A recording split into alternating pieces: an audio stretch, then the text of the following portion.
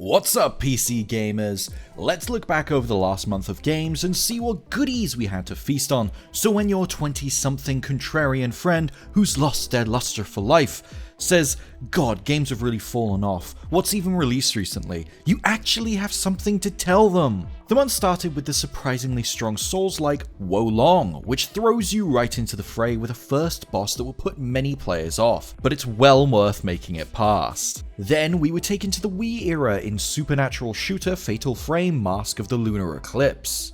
And when I say shooter, I mean like with a camera, like shooting with a camera. This is the second port of one of those games on PC, and it ended up being pretty decent, even if translating Wiimote controls to a keyboard and mouse is hard to make comfortable. Way later in the month, we got another surprise with Tchia. What looked to be a Mario Odyssey and Breath of the Wild clone took the best parts from both of those games, and in some ways built on them. And besides, now PC gamers get to enjoy the best parts of those games, as long as you're willing to contend with the Epic Games Store. The big release of the month came right towards the end with Resident Evil 4, which broke player counts during the release window for any game in the series. It seemed impossible to do a good remake of one of the best games of all time that reshaped the entire industry, but by Jove, they've somehow done it. It's not perfect, as we state in our review, but it's a damn good game anyone can enjoy. Almost a month after the show ended, we then saw the original Last of Us game come to PC.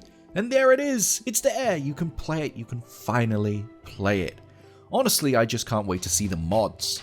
And don't worry, the big boy is here. The hype was immeasurable. It's crime boss ROCKAY City! Okay, I'll admit, I'm making this before that game comes out, but I still stand by the game just absolutely flopping. There is no way the two people who actually buy that game will genuinely enjoy it. Again, where to get its budget? Come on. Anyway, then right in the final days of the month, we saw DREDGE, Lovecraftian fishing game, and honestly easily in my top 2 for the month. This game seems custom made for me. You just sail around in a little ship and avoid unknowable horrors. Literally perfect. So all in all, it was a pretty decent month, and there were multiple games that could be my top of the year already, with Resident Evil 4 being a potential Game of the Year contender. If you want to look to the future instead of the past, please watch my video last week on the biggest upcoming games in April, and keep it cool.